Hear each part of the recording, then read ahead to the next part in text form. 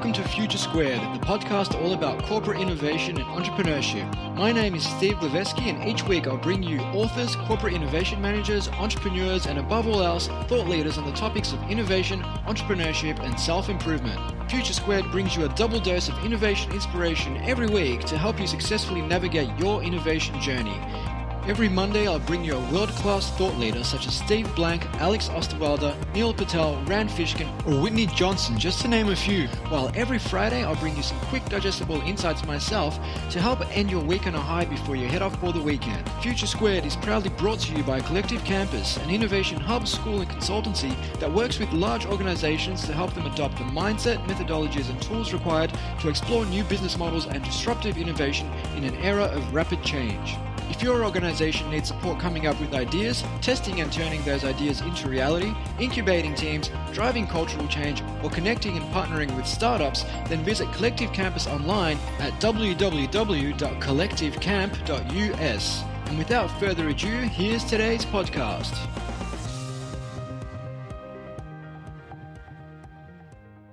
Welcome back to Future². Today I'll be bringing you not one, but two guests, Knapp and John Zeratsky, co-authors of the book Sprint, How to Solve Big Problems and Test New Ideas in Just 5 Days. Knapp created Google Ventures' sprint process. He's run more than 100 sprints with startups such as 23andMe, Slack, Nest, and Foundation Medicine. Previously, Jake worked at Google, leading sprints for everything from Gmail to Google X. John Zeratsky has designed mobile apps, medical reports, and a daily newspaper, among other things. Before joining Google Ventures, he was the design lead at YouTube and an early employee of FeedBurner, which Google acquired in 2007. John has written about design and productivity for the Wall Street Journal, Fast Company, Wired, and Time. Entrepreneurs and leaders face big questions every day. What's the most important place to focus your effort, and how do you start? What will your idea look like in real life? How many meetings and discussions does it take before you can be sure you have the right solution? A practical guide to answering critical business questions, Sprint is a book for teams of any size, from small startups to Fortune 100s, from teachers to nonprofits. It's for anyone with a big opportunity, problem, or idea who needs to get answers today. So without further ado, it gives me much pleasure to bring to you the one and only Knapp and John Zeratsky. Welcome to the show, guys. Hey, thanks for having us. No, it's an absolute pleasure, guys. I imagine you would both be pretty thrilled with Golden State Warriors, turn around, from 3-1 down to take out the series against OKC 4-3. That was pretty impressive. I am very thrilled. I am from Seattle, and I don't know how into the NBA your listeners are, but we lost our team to Oklahoma City. The Oklahoma City used to be the Seattle Supersonics. I watched Kevin Durant play as a rookie in Seattle. Heartbreaking to lose that team. Yeah. So I mean no ill will to the city of Oklahoma City, but it was a little sweet to come back and win that series. I like that. Yeah, I think I did see, I believe it was your Twitter status update the other day where you said, I hope that'll make you think twice about stealing the Supersonics, OKC. ... Nope, still hurts. Yeah, that was basically how it felt. Fair enough. Well, as an adopted son of San Francisco, I'm sure you'll be waving the blue and yellow of the Golden State Warriors against the Cavs in the finals.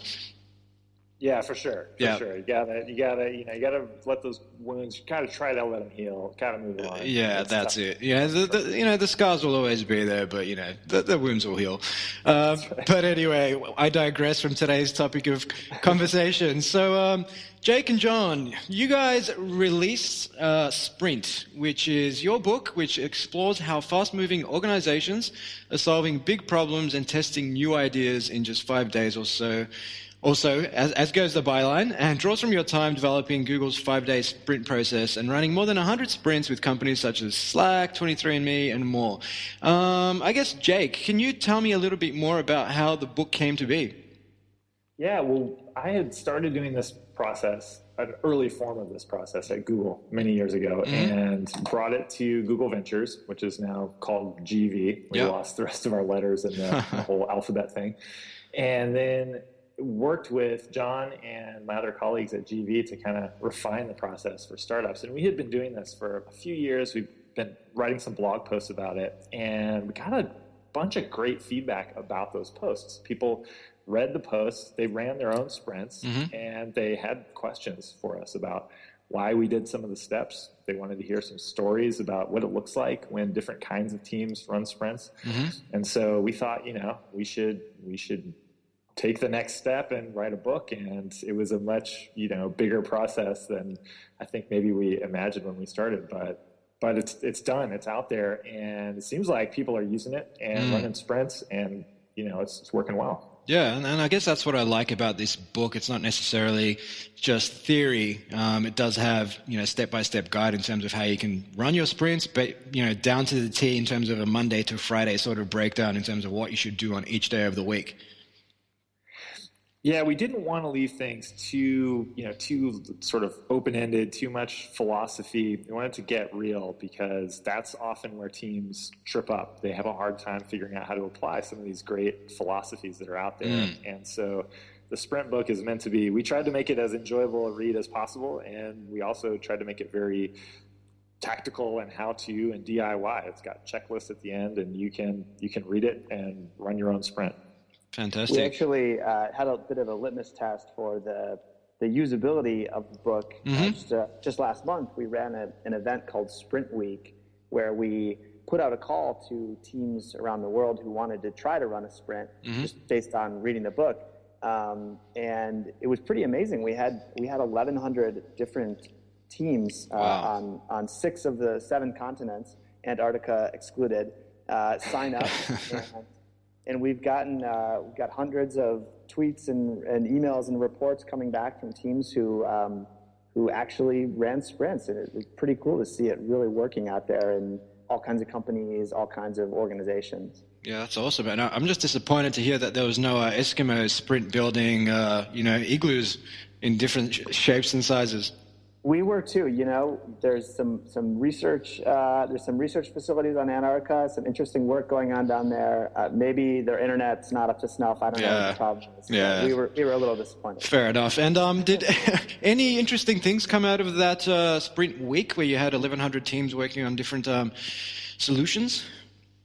Well, one of the things we tried to do, we've been wanting to scale the tools for sprints. And so one of the things that John and I did was to record a series of videos, kind of John and Jake in a box kind of thing that you could play for your team the morning of each of the 5 sprint days. The sprint is a 5-day, you clear the week, and there's a separate set of steps for Monday, Tuesday, Wednesday, Thursday, Friday. And we kind of tried to lay those out and help answer some of the questions that people often have when they're actually in the room doing the sprint, as if we were there facilitating. So hopefully with the book, with these other things we're putting out there, people will have kind of everything they need. Yeah. So I guess, at a high level, when people look at the sprint philosophy, I guess it does seem to align somewhat with the underlying philosophy behind Lean Startup, which is one of build, measure, learn, repeat. But it's a little bit more than that. So how does the sprint process kind of differentiate itself?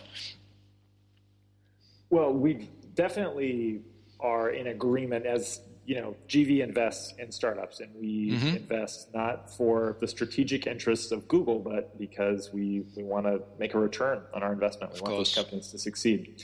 And we think that, building fast and learning quickly is key. It's a great way to go. You don't want to spend months or years on the wrong idea. Of course.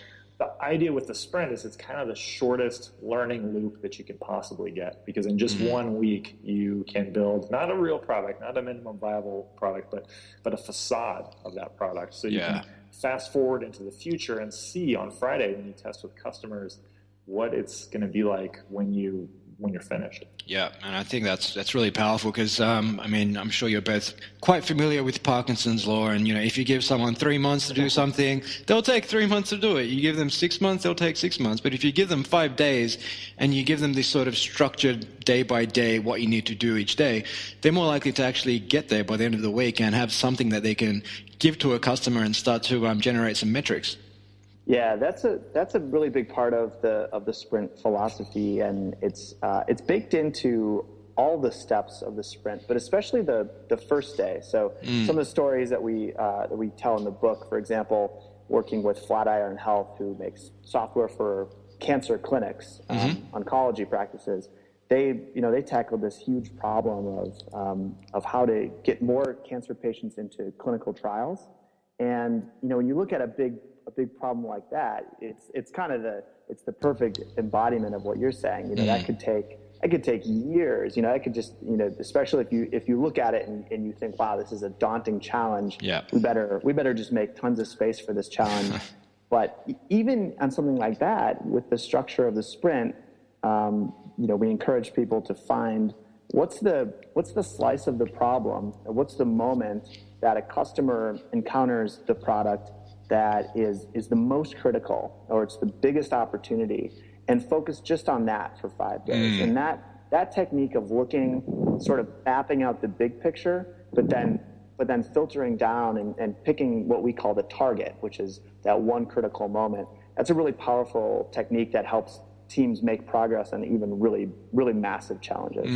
And I think that's a great point. And just before I got on the phone with you guys, I interviewed an author called Matthew May, who recently released a book called Winning the Brain Game, in which he identified 7 character flaws that essentially inhibit creativity and innovation, one of which was overthinking, which often results in overly complex, overly thought-out solutions, which ultimately make us move really slowly and create more problems of their own. So I think what you've said there about honing in on what are the key things we're looking to achieve here, how can we build and test that in, say, 5 days is quite a game changer. I mean, for a lot of organizations, especially some of the larger behemoths out there who perhaps have their steering committees. Every decision needs to go before the board, and things can take months just to get to prototype mode, if not, in some cases, years. So this definitely is a bit of a game changer in terms of how they view their product development efforts.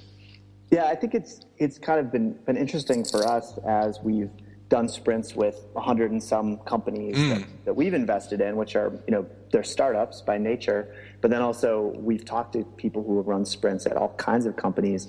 It's amazing how universal these challenges are. So many of the things that we do at work are just these accidental defaults. The fact that all meetings are an hour, or the fact that you're expected to have a sub 24-hour turnaround on an email, or whatever. All these things, nobody planned that out. Nobody said, that's the way we should operate. It's just, we just kind of ended up with these defaults. And so whether you're a big company and you're sort of mired in bureaucracy, or you're a small company and you feel the pressure of, I'm going to run out of money. This is my one shot to make it happen.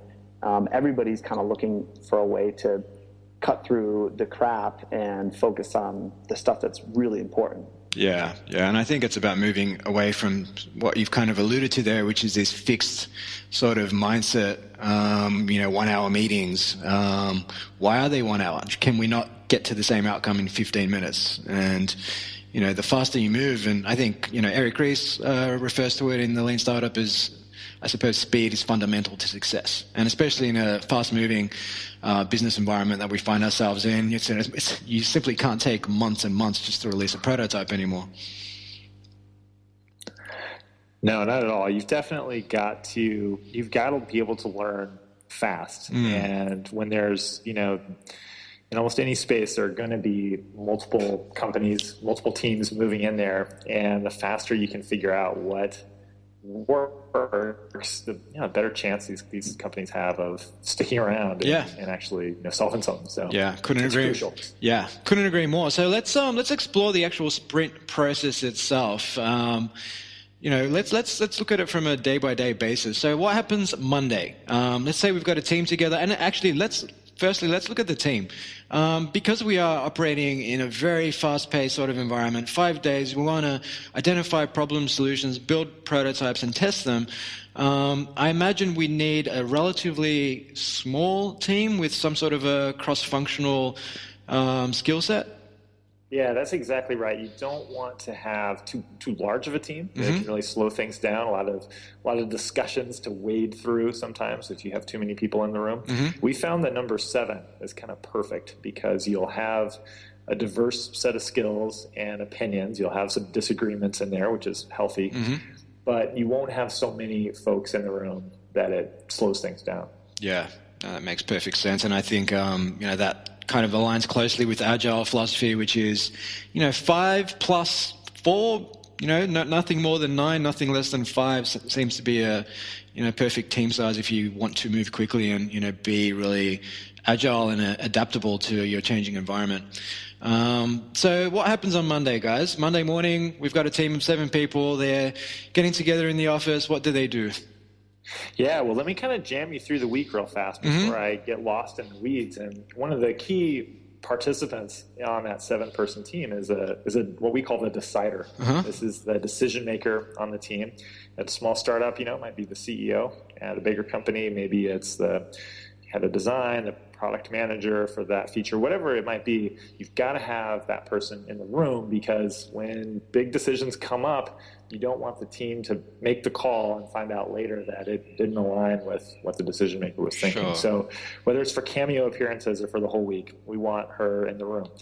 But on basically what's going to happen with that clear schedule is on Monday, the team's going to share information, make a map of the problem, and pick a target. On Tuesday, they're going to sketch solutions individually, not working as a group, but individually. On Wednesday, they'll make decisions, and we have this structured process to kind of get input from everybody, but ultimately have that decider just make the call all by themselves unilaterally.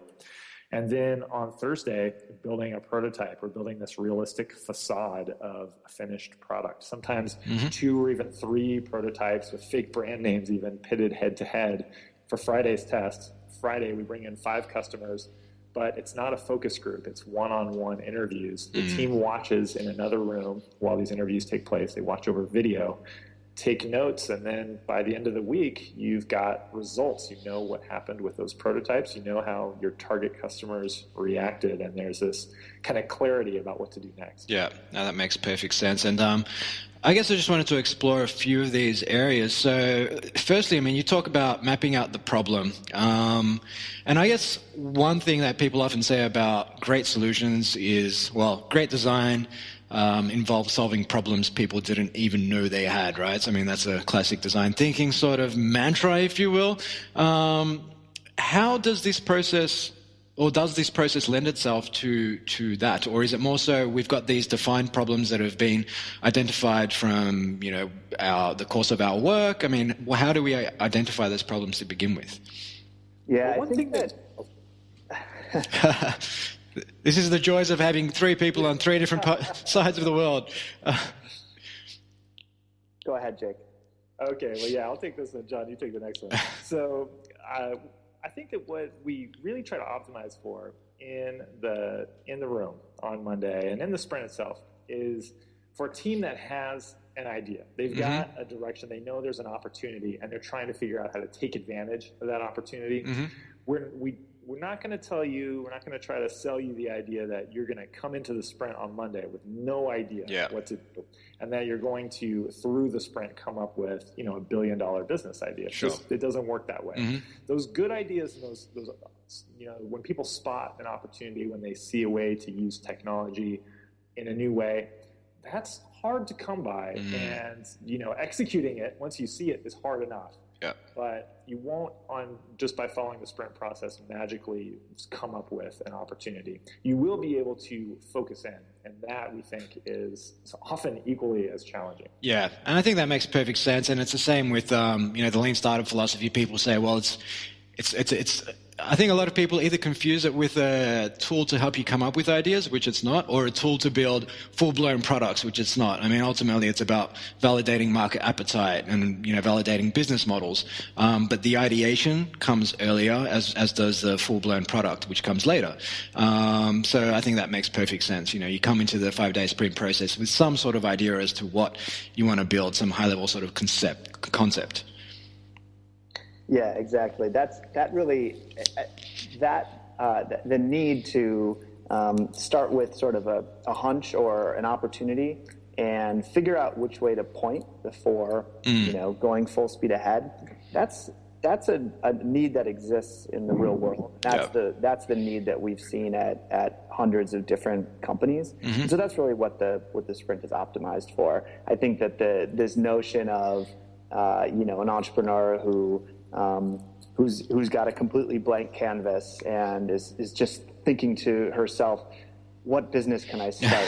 Yeah. But that's not realistic. That's not how businesses begin. Usually, like Jake said, it's somebody who, because of what they've been doing in their previous work or because of their passions or their interests, they spot an opportunity and they have some unique set of expertise in particular technology or particular markets to apply that, and they apply that unique perspective. So we want to give those people a toolkit and a process to be as successful as possible. Yeah, and that's exactly right. And I think most ideas come from either observation, experimentation, networking with other people, and it's usually a cross-pollination of ideas and teams coming together where, that innovation happens. It's not usually, hey, here's an idea for a business, and here's what the business model is going to look like. Okay, I'm going to go out and spend a ton of money on it. Although that does happen, and I think most of the time when startups fail, it's because there's not enough focus on actually vetting the idea and performing that market validation. But it's interesting, and I think to your point there, I mean, just the other day, I was literally spent a bit of time Googling for podcast transcription software, which does not exist. And most of the podcast transcription sites out there, it's basically, hey, you send us the audio tapes, we'll manually transcribe the podcast and send back the files. So, there's an opportunity, but I imagine there's a reason why this doesn't exist just yet. But anyway, so on Tuesday, people sketch out different types of solutions. So are there any particular tools you guys use or advocate? Yeah, we advocate the use of paper. Paper and pen. Awesome.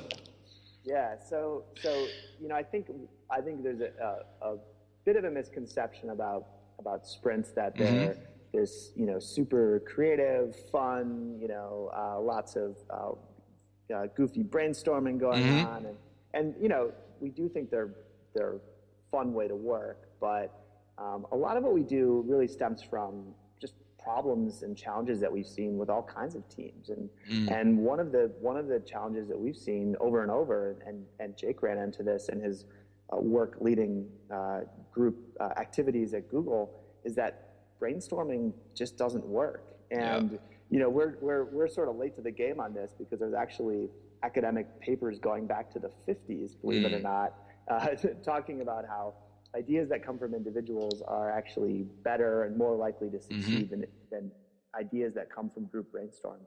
So what we did is we tried to come up with the best way to capture ideas from individuals and take those ideas from abstract land, where all ideas sound good because they're just sort of fluffy and aspirational, and translate those into concrete ideas that other people in the group can evaluate and critique. And this is something that we took from the world of design. So our professional backgrounds are in design, and in design there's this big tradition of as soon as you have an idea, you try to visualize it. You try to make a sketch of it, and that becomes the artifact that you can use on your team. So what we have the team do on Tuesday is they bring their ideas, whether they're ideas that they've had for a year or a week or a day, and they literally just use a sheet of paper and a pen, and they get those ideas down. Now, we know that not everybody is super comfortable with sketching, and we know that if you're not practiced in it, it can be challenging to turn an abstract idea into a concrete solution.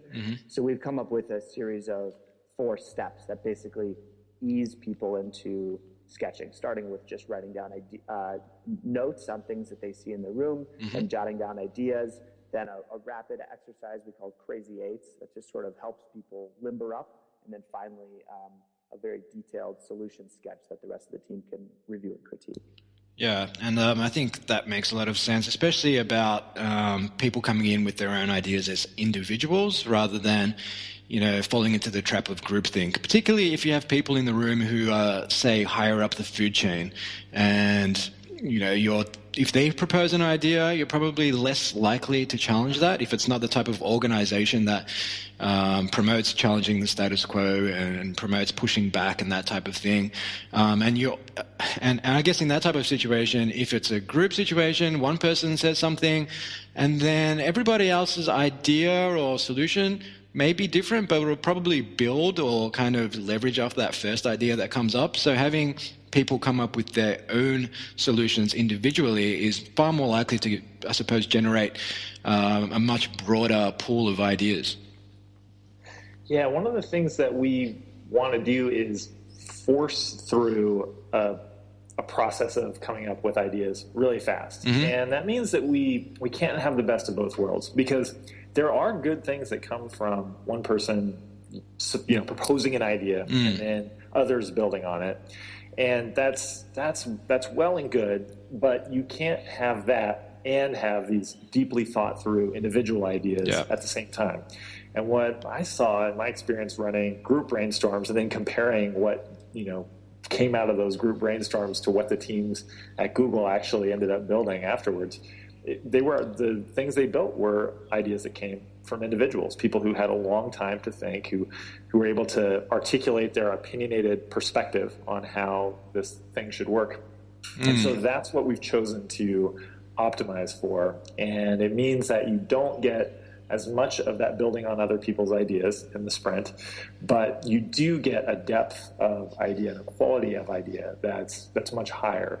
And because you're moving through the process so quickly, in just a week, you're going to actually test some of those ideas, prototype some of those ideas. You can always build more on them later on if they prove to be a solid foundation. Yeah, that's right. And I think giving people the opportunity to come up with the ideas individually means that those ideas are far more likely to come from a place of, flow, I suppose, which I think many people believe is, critical to innovation and creativity. Whereas if you're, thrown into a time-boxed environment, say it's 30 minutes or 1 hour with a group of people, and then you're expected to just suddenly have that moment of, creative genius, it's far less likely than, for example, when you're out going for a run, and a lot of people just find themselves, when they're in that calm state, they just come up with different ideas which actually are worth pursuing. Yeah, that's actually one of the things that is really central to the sprint philosophy. Back to the idea that we talked about earlier of all the accidental defaults that happen at work. They make it really hard to truly focus on the work that needs to be done. It's surprisingly rare if you look at your calendar of a typical, person who works in an office or at a startup. It's really difficult to find a stretch of even 1 or 2 hours, not to mention 3 or 4, when you can work uninterrupted and focus, and you can get into that flow state. And so what we're trying to do in the sprint is we're trying to give people the sort of permission and the ability to focus on their most important problem in a way that's just really, really hard to do in the typical day-to-day method of working. Yeah, that makes sense. And I think having that 3 or 4 hour sort of unperturbed part of your day is going to help you with your creative pursuits, whether it's blogging, developing, designing things, or just coming up with ideas. I mean, you can't do that if you're being interrupted every 30 minutes by a phone call or a meeting or some sort of other commitment. Yeah. So on the Wednesday, I mean, we've come up with a bunch of solutions. Are there any methods for prioritizing between solutions? I mean, you've got a team of 7 people. Maybe they all come up with, say, 2 ideas. We've got 14 ideas. How do you prioritize? Yeah, we want to do this in a measured, structured manner because by default, humans are not that great at making decisions in a group setting. I don't know if that's just something that didn't really come up when we were on the savannah or in caves or whatever, but it just is not a natural thing that goes well. So what will usually happen if left to our own devices is we'll have a lot of debates, people will make sales pitches, and the conversation could go around and around. What we do in a sprint is to make everybody stay silent at first. We look at all the sketches, and these sketches are anonymous, so there's no name on them. There's no way to tell unless you can identify each other's handwriting, which is harder to do than you might think. Everyone just looks at the sketches, and they have to be self-explanatory, so we're reading them and trying to understand what's there. We're putting dots on them, and we're starting to evaluate these ideas. And then we do a critique, but we just spend 3 minutes per sketch, and the person who actually put the idea forward, who put it to paper, can't talk about it until the end. So they can't make any sales pitch. They can't explain it. We've got to see if we can understand it on our own. And effectively, this is the first test of the idea. Can, the room full of experts, if we can't understand it, that's a really bad sign. Yeah, well, that's the elevator pitch test, right? If you can't explain the idea in 10 seconds, clearly, effectively, and in a way that's compelling, it's probably lacking something. Yeah, exactly. And this just takes that to the next level, because you've not only got to explain it, you've got to put it on paper so that we can understand it when you're not there. Because, in the real world, you're not going to be there to explain your idea. So the final step after that is to vote. And we do let everybody on the team vote, but their votes don't count. So you can put your sticker on whichever solution you think we ought to build, the team ought to build. But it's then the decider who makes the call. They do what we call a super vote. And so she'll get 3 votes. She can put them on whichever solutions she wants. Sometimes those are in competition with each other, and we're going to pit them head to head and build more than one prototype. Sometimes they all fit together. Yeah. But what we've tried to do is get the best of the group's perspectives and make a very efficient move through all those ideas, and then really quickly let the decider just make the call. And so we can accomplish all of that in a couple of hours in the morning on Wednesday of our sprint. Yeah. And considering, like you said, there could be 10, 14 solutions, it's actually really efficient, and everybody understands what happened, which is equally important. No, I like that approach. And then we obviously take it through to the Thursday, where it's all about building high-fidelity prototypes and finish something in just one day, which I guess aligns closely with the first prototype for Google Glass, which was also built in one day. Were you guys involved in that at all? Or? No, we weren't. But that idea of being able to build something in one day, even if it's really complicated, is something that, I think sometimes people trip up on a little bit when they hear about the sprint process. Like, well, sure, this sounds great, but you can't really build anything difficult. It'll take months to build a prototype. What we found is that if you're working with a team that has the skills you're going to need to actually bring your product to market, you should have the skills on your team to prototype really fast. And so one example we talk about in the book is this company called Savioke, who makes a hotel delivery robot. Their prototype involved taking their robot and modifying it, putting a different panel on it so it looked like it had a face. They were trying to test the robot's personality. Being able to, control the robots remotely so that it did a dance after it made the delivery at the hotel room door. Putting in a sound effect track. They were able to do all that because they had that expertise on their team. With another company, Slack, who was they do messaging software. They were testing marketing and kind of the first time experience for that page. So they had marketers on their team, they had designers, they had engineers, and they could fake a website that appeared very real, that had super well-written marketing copy like they would need in a realistic website. And they were able to create something realistic in just a day. So you're going to take the skills that you've got, and whether you're applying them to hardware or software or a service, you divide the team up, and everybody does their part that they're skilled at. And then at the end of the day, you bring it together and you got your prototype. Yep. It's really fun, actually. Oh, yeah. Sounds like a lot of fun. And I think also ties in with what we were talking about earlier about that initial mindset, why are meetings 1 hour? And, I run lead startup workshops quite often here in Melbourne, and I often ask people, how long do you think it took Google to build the first prototype for Google Glass? And, without fail, people always say, I don't know, 6 months, a year, 2 years. And so when you begin with that mindset, obviously that's the kind of time you're going to allocate to building something like that. When you begin with the mindset of saying, hey, let's do something in one day, and how can we do that? What would it look like if we tried to build a prototype for this in one day using, say, existing materials? So it's just about, starting with a different mindset before you can, effectively apply this process. Right. Yeah. The other important sort of trick that enables a prototype to be made in one day is that we're just trying to build the surface of it. Yeah. And so we've seen in our own work and with the companies that we work with that the problems that companies run into are really at that at that moment when a human comes into contact with what they're trying to do. Humans are quite tricky. They're unpredictable. They're emotional. They've got weird habits and things that don't make any sense.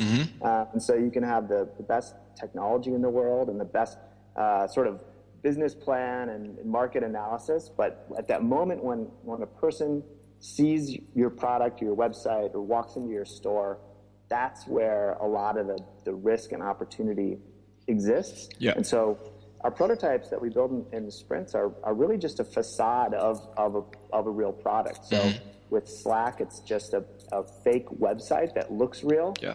We've even had videos that we've made where, we've got people on the team pretending, acting as if they were the CEO of the company, talking about the product vision.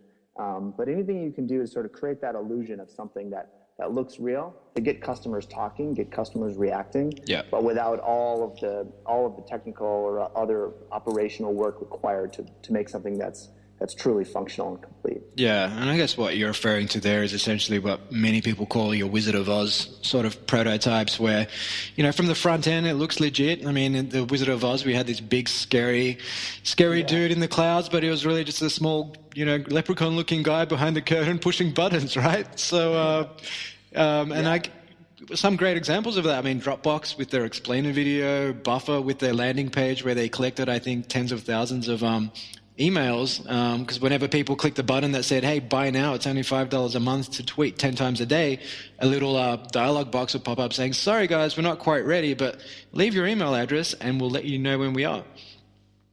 Yeah, we actually took the Wizard of Oz approach to an extreme in one of our sprints with Slack, and so there was this idea that if you could basically have a series of bots, chat bots that would just kind of walk you through the product, you could sort of, you could experience what it would be like to use Slack. Yeah. And so, but that of course is going to be very difficult to build. And so in the sprint, we actually had the sprint team acting as if they were bots in a Slack channel, typing and responding in real time. So it was truly the Wizard of Oz with the people behind the curtain sort of controlling the prototype. Yeah, and I think that's incredibly important to remember. And I think for a lot of our corporate audience listeners, it's about tying it back to what are you trying to achieve? Which part of the I suppose the funnel are you in? Are you looking purely to just acquire customers? Are you looking to activate them, to collect email addresses? If so, you don't need a full-blown product. You just need a sexy front end, which kind of clearly captures what the product does and what the value is for the customer. Yeah, and that's where that map and that target on Monday of the sprint is really important, because you might come into a sprint thinking that the problem is really with the sign up flow for your product, and thinking, we're not converting people as well as we should be. We need to fix the sign up flow. That's a big, tricky design problem. That's a big, tricky engineering problem potentially. But you might find that actually it's just the landing page. It's just the home page that's not performing as well as it should. And so, being able to identify the precise moment that you need to focus your efforts on is really clarifying. That makes a lot of sense. And then finally, guys, on the Friday, we're testing it with real human beings. We're going to watch how they interact. We're going to interview them. We're going to learn from our observations. Do you have any particular guidance on how we determine success or failure at this point? And I imagine it will tie back to day one and what our initial objectives were. Well, one of the things that's remarkable, of course, is that you can get data from 5 customers, this very small number, and learn from it. And you're right, it all comes down to really having clearly in mind what questions you want to have answered. And so we start, as you say, on Monday with some questions we hope to answer in the sprint, some specific ones, or 1 or 2 that we're really focused on throughout the week. We're looking for answers to those questions. On Friday, there'll be some new questions that kind of crop up as you develop the prototype, as you choose the idea. You want to know, does this set of chatbots explain how Slack works? Or does, when children, another example we use is this company who they do medical offices, and they wanted to know if they could adapt their medical offices for families with children. So they have questions about how children would do in this environment they were planning to set up. All these kinds of questions you've got in mind, you've got them listed out as you watch those interviews on Friday. And what we found is that in that number of just 5 interviews, and this is backed up by some good research, you'll see patterns. You'll see people chirping up on the same spots, having the same parts where they don't understand, or maybe they don't care about some part of the product. And you'll also see those moments where they get it, where they're excited, where they, sometimes they want to sign up. And the team, it's really ultimately up to the team to figure out how to interpret that. So quite often you'll see a team put a prototype through. Lots of the things will fail, but they'll feel really good about it because they save time, not going down that path. And maybe the core of the idea seems to be working, starting to catch on. And they say, you know what, we've just got to double down on this idea. We can figure out how to make it work. Yeah. Other times, maybe people figure out how to use it, but that excitement isn't there on the part of the customers. And the team knows, we've got to kind of go back to the drawing board a bit and figure this out. Maybe we need to do another sprint. Yeah, and sorry, go for it. Oh, yeah, just these kinds of small details between whether you've hit it yet or not, that's really up to the team to make that call. The team's got the product vision. Maybe it's the decider who has that product vision. And the sprint we see as a tool to answer some questions, give you some data, but you'll have to decide if you're going to stay the course, if you're going to steer in another direction. The material is there for you to make that call. Yeah, and I think that's exactly right. And, it's not necessarily a guarantee for success. I mean, it will increase your likelihood of, moving towards product market fit. It will, above all else, increase your ability to take lots of small bets. And I think that's what it's all about. Ultimately, if, you've got X budget, rather than spending 1 year working on one solution, which is perhaps likely to fail. I mean, 70% failure rate of most large projects in particularly large organizations. But taking the sprint approach, you can essentially test lots and lots of ideas in a fraction of the time. And therefore, if ideas fail, that's fine. You failed quickly, cheaply, and you can move on to something else. But you no doubt would have generated a lot of learnings in that 1 week sprint. Yeah, we think that, so there's kind of there's sort of a personal aspect to all this, which is that, we're going to spend most of our lives working, and if we're lucky, we're doing the work that we do because we think it's really important, because we think it's worthwhile, and you see that with entrepreneurs. Yeah, you see that with really all kinds of companies. People believe in the mission of what they're doing. They believe in the vision. And so the kind of the warm and fuzzy side of the sprint is that we want people to use their time as effectively as possible. We want people to spend their time working efficiently and effectively toward that vision that they believe in. And so, like you said, we think that that's about really quickly learning and getting closer to your customers and getting closer to that vision, because we hate to see people wasting their time and wasting their lives working in a way that's less than ideal. Yeah. And I think we've seen a lot of financial services companies in latter years embark upon huge 5-year-long transformational projects, and by the time they get to the end of these projects, the world's moved on to something else, and hey, it's time to transform again.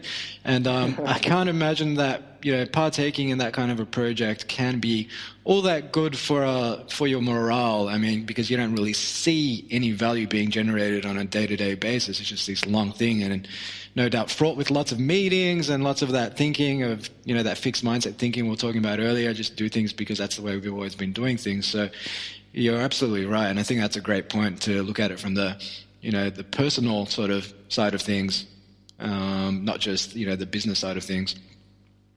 So guys, I'm just going to interject. I know I had you booked for an hour and we started a bit late. Can you kick on for another 10 to 15 or? I'm good. Good? Yeah. Awesome. Good. Great. Cool. So you guys use a timer for every sprint to time box your activities, which I guess aligns quite closely with agile software development. And I'm a big fan of using timers. Each morning we have our 15-minute stand-ups. And, if it wasn't for that timer, we'd be talking for an hour, and that would completely go against the ethos of the stand-up. So why is it so important to time box? It's interesting because that timer that we use, it's called the time timer. And I hope that it's as available in Australia as it is. It's quite easily available in the United States. Mm-hmm. But it's a timer that was designed for children to help children understand the passage of time. And I have kids, and I use it at home with my kids. Mm-hmm. But there's a kind of a tangible understanding of time passing that we know that small children don't get it, but in truth, we never really get it. We never really internalize that idea that every moment that we're talking, every moment that we're having a side discussion, time is slipping away. And so it turns out it helps grown-ups and CEOs and startup founders every bit as much as it helps 3- and 4-year-olds to see that, hey, 5 minutes looks like this, and when the timer beeps, it's time to move on. Yeah, that's great. And I guess that helps people focus on what's important rather than just fill the time because it's available, going back to that Parkinson's law thing I mentioned earlier. And you've also come up with an accelerated approach to naming startups. And, when it comes to naming startups, I've always been of the school of thought of, William Shakespeare, a rose by any other name would smell just as sweet. But I'm keen to hear a bit more about this approach. Yeah, well, so the idea with naming, it comes up, right? Companies are starting out, or maybe they've got a new feature, a new product. They need to name it. There are increasingly fewer names that somebody hasn't already used. But you're right in that you can't give a perfect name to a piece of garbage and make it into an amazing product. Yeah. It actually is much more likely to work the other way around. But a name can hinder you a bit, and often a name can give you a little bit of a boost. And it's also, honestly, it's important for the team to feel excited about the name, to understand where it came from. But that process of naming can really drag on. People just will find themselves, debating back and forth. And in a similar way to with a sprint, where you've got these product discussions and arguments that can go on for months, and you might end up at each other's throat. When you compress those things down, often things go a lot better. When you just clear the schedule and say, we're just going to focus on this one thing. And so this is something, honestly, we haven't done nearly as many times as we've run sprints, but for a few of our companies, we've done this naming exercise, and we basically use a few techniques from the sprint. We also use some techniques that actually naming companies and marketing and branding agencies will use to help companies zero in on their brand identity sort of qualities and step people through it in a really quick fashion so that they can quickly generate a bunch of ideas that match the principles and their target market, and then move on, which is really often the most important thing. So to get that guide, that's kind of an exclusive guide you can download if you buy the book. So you go to buy our book and then go to thesprintbook.com, and you can get our bonus pack, which includes that how-to guide. Yeah, fantastic, guys. It's a nice example, I think, of how parts of the sprint can be taken and broken apart and used for other pursuits or other types of projects. We don't think that the sprint works as well when it's cut down to 3 days or 2 days. It's something people ask about, because you when you do that, you lose something really important. You either lose the research, you lose the prototyping. But at the same time, there's a lot of those techniques, whether it's, setting clear goals or sketching ideas individually or deciding in a structured way that can be used for all kinds of different decisions and all kinds of different projects. And the naming sprint is a good example of how we've kind of taken the pieces apart and then put them back together in a slightly different way. Yeah, and I think that's a great point you make there about applying the sprint philosophy to the sprint process to different projects. I mean, I like to apply perhaps not step by step, but more or less run weekly sprints and apply that to marketing. For example, you may try 2 or 3 channels one week, whether it's, say, social media, Facebook ads, maybe trying to do some PR outreach, see how that performs, see where you had success, see where you had perhaps not so much success, and then make some changes the next week and constantly evolve rather than committing to some sort of 6-month marketing campaign and hoping for the best. Yeah, another way that the ideas from the sprint process can be applied is even just in terms of your own schedule, the way that you approach your work. We actually segment our weeks. We have separate days that are reserved just for doing deep work, just for getting things done, and then other days that are reserved for meetings. And it's very similar. It's really a lesson that we learned from doing sprints, where having some structure and creating some space can really be helpful when you're trying to make progress on something. Yeah, that makes perfect sense. And I guess finally, on the sprint process, like Lean Startup, like any form of rapid prototyping, whether it's agile, Lean Startup, there's always the skeptics. And when it comes to any form of rapid prototyping, especially from people who want things to be quoted perfectly, they want a schedule before it's released to market, they want the perfect product. I mean, how do you respond to criticism that some people will say that, we're just releasing half-baked solutions to poorly identified problems into the market? That's a great question. I think that it really is a better path to that perfect, highly polished product because there's no tension. In a normal way of building things, you have an idea, you got a hunch, and you want to get data on it, so you launch it. And to launch it, you've got to build something. No matter how minimal the product is, there's a cost to building. The building often takes longer than we think. Launching, and it can be very dangerous to launch something. Maybe, it doesn't go well. Maybe it does go well for a few people, and they're going to bring out the pitchforks if you try to take it back. But that tension exists when a product is being built of, should we launch it and get data, or should we wait until it's perfect? Yeah. And with the sprint, you're starting to collect data early on. So the whole team, because the whole team can watch those interviews, the whole team can be involved in that process. It's a very fast loop. They can start to build that collective confidence that this is the product direction. And you're not going to stop with that prototype that you built in a single day. You're gonna go ahead and refine that, perfect it. But you've got so much more confidence that you can often take it farther and end up releasing a product that's better finished, that you have more confidence is going to have product market fit.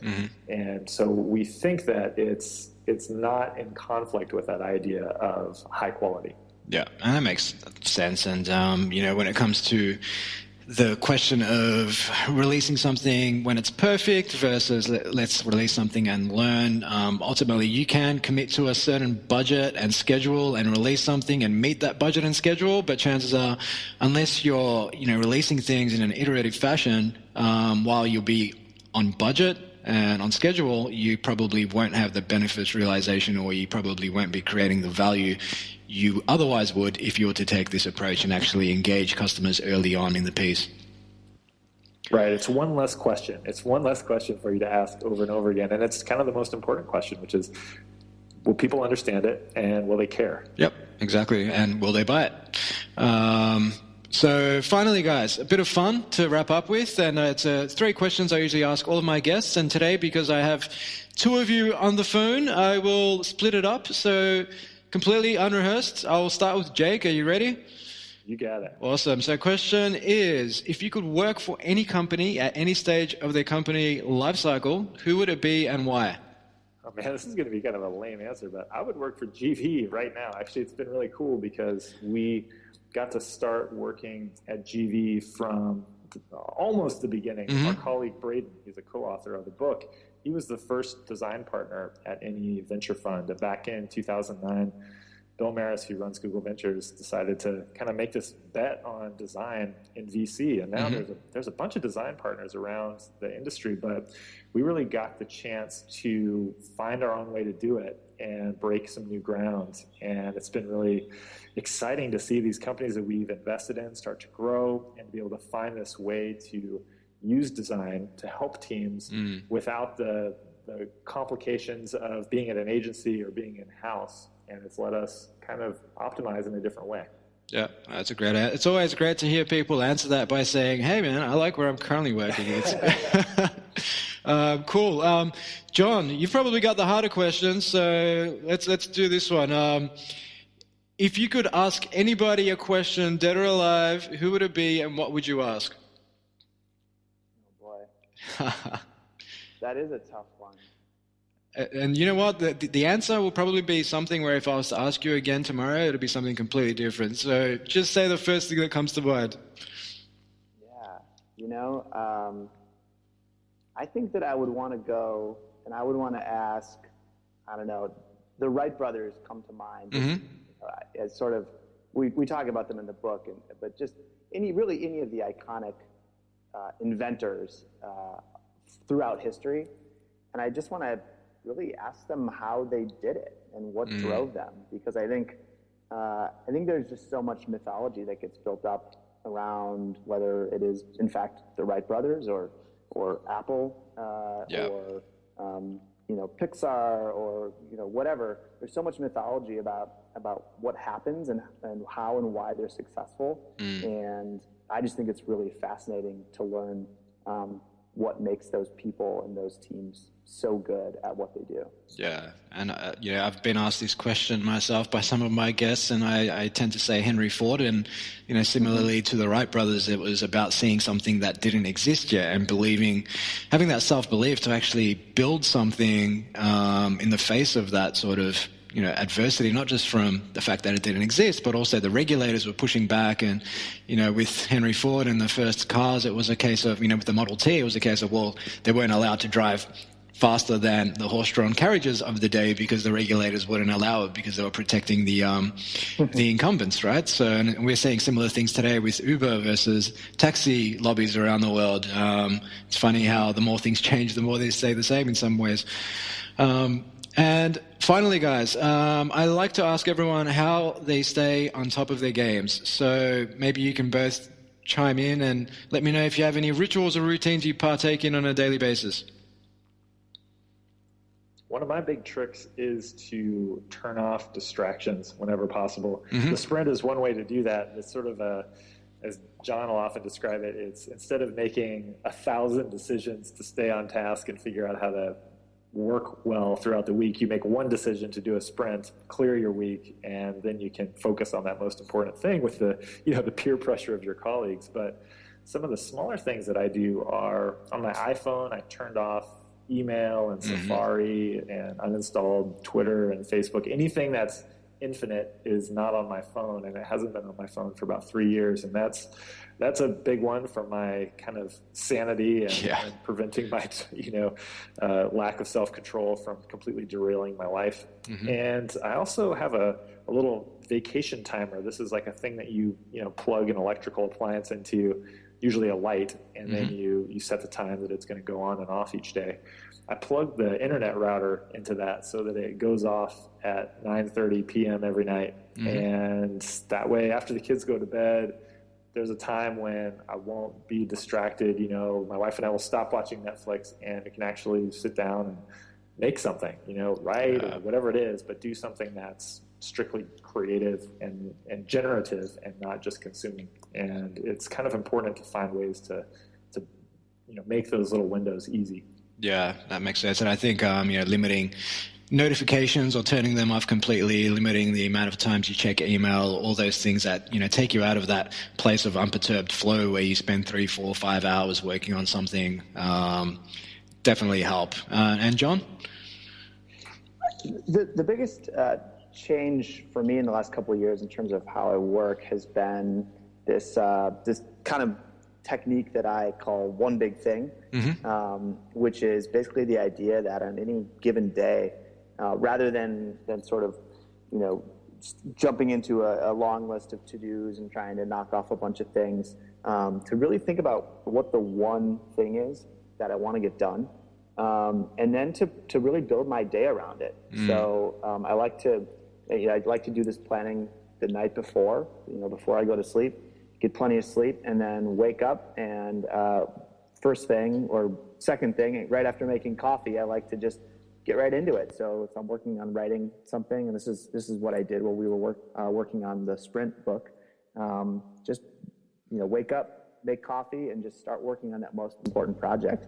And then I can kind of fill in the little tasks around the edges. If I'm taking a break from writing, I can do something else that needs to get done, or later in the day when my energy is a bit lower, I can do other kinds of work. But just sort of kind of embracing the real work that matters, and building my days around that has really been a huge transformation for me.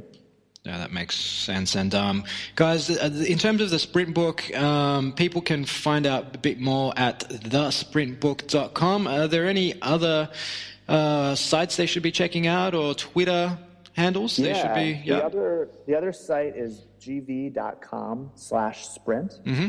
And that's a page on the GV website that describes the sprint process, and it's got links to daily checklists and videos and a lot of resources that teams can use. And then, we're both on Twitter. I'm Jazer, Jazer, and Jake is Jake K. And then we've got an account on Twitter for our team. It's GV Design Team. So we love hearing from people who have tried sprints or have questions about sprints. But we try to make ourselves available and just help people try the process and find success with the process. Fantastic, guys. Well, thank you so much for joining us here on Future² today. You've both been awesome guests, and we will be sure to include all of that information in the show notes for our listeners. So thanks again. Oh, thanks for having us, Steve. Really appreciate it. Cheers. Cool. Thanks, Steve. Cheers, guys. Well, I hope you enjoyed my chat with Jake Knapp and John Zeratsky. I had an absolute blast talking to the guys, and it was, of course, a first time interviewing two people at once here on Future². But I don't know, what do you think? Do you think I did okay? I think it was fine. But anyways, if you are picking up what I'm putting down here at Future², please take a minute out of your day to show some love on iTunes. Maybe leave a 5-star review, share the podcast, maybe do the same on Stitcher and SoundCloud. I don't know how much time you have, but that would be great. Nonetheless, as always, if you want to find out a little bit more about Collective Campus, the innovation hub, school and consultancy that works with large companies to help them better explore disruptive innovation, then head over to collectivecamp.us. We've got a star-studded array of guests coming up for you. I'm not going to tell you who, you're just going to have to wait, but I cannot wait to bring you some more guests. So if you don't want to miss out on that, just subscribe on iTunes or Stitcher. So until next time, Future² out.